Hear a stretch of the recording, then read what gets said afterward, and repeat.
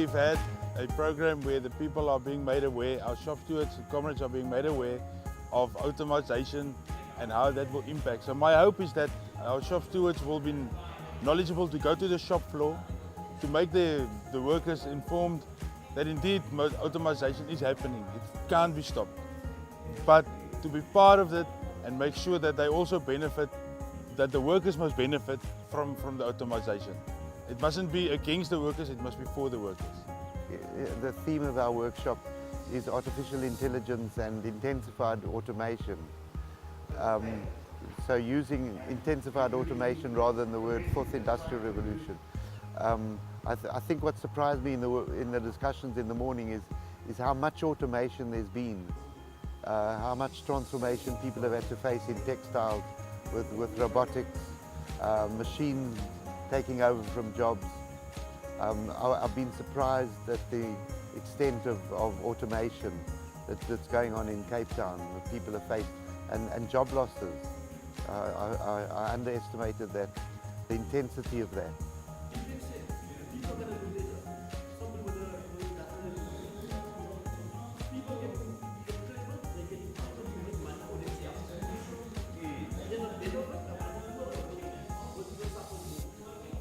What I'm suggesting is that in 1974-75, this group of business people and politicians started to discuss how to make a way forward.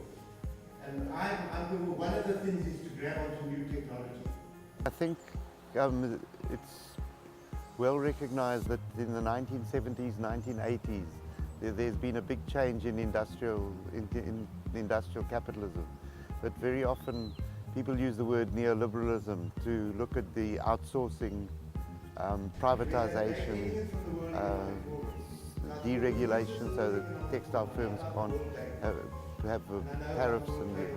But what's not often, and I think that's going on, that is a revolution in the 1980s towards a new form of neoliberal capitalism.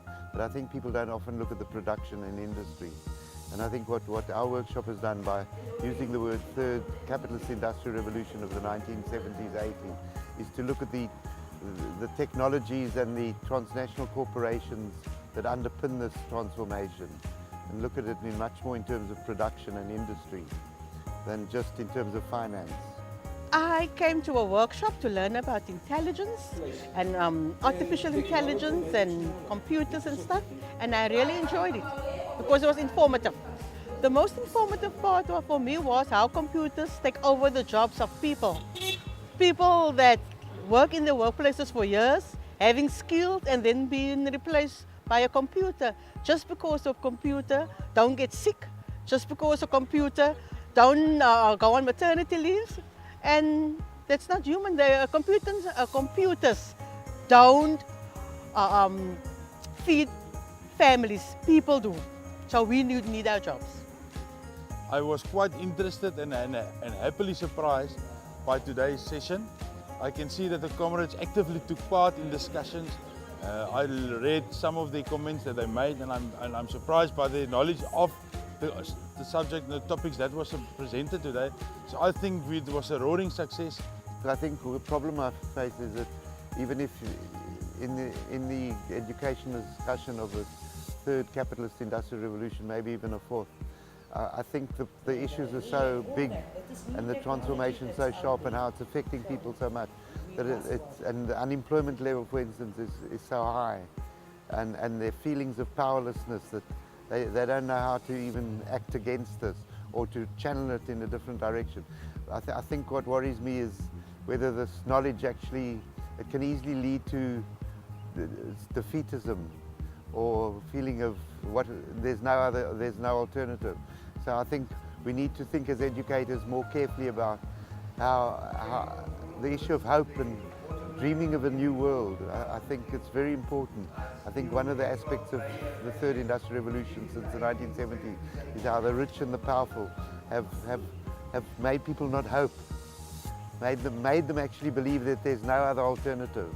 And I think the issue of how to connect education to the belief in an alternative and a confidence in an alternative is a challenge. Well, the way forward is to explore this kind of topics that we had, to explore it more and to look at subjects and putting flesh to the bone, if I can put it like that. Let's put flesh to the bone. Let's talk of the democratic revolution in South Africa. Let's talk of the ANC's policies. That will also assist us in understanding what we have done today. I'm going to inform my workers, have workshops at work, and try to implement, and even speak to my bosses, and ask them not to replace us with computers, and to put it aside for as long as possible, and also try ask them to educate their children, so that at the end of the day, that they can be more equipped than that we are.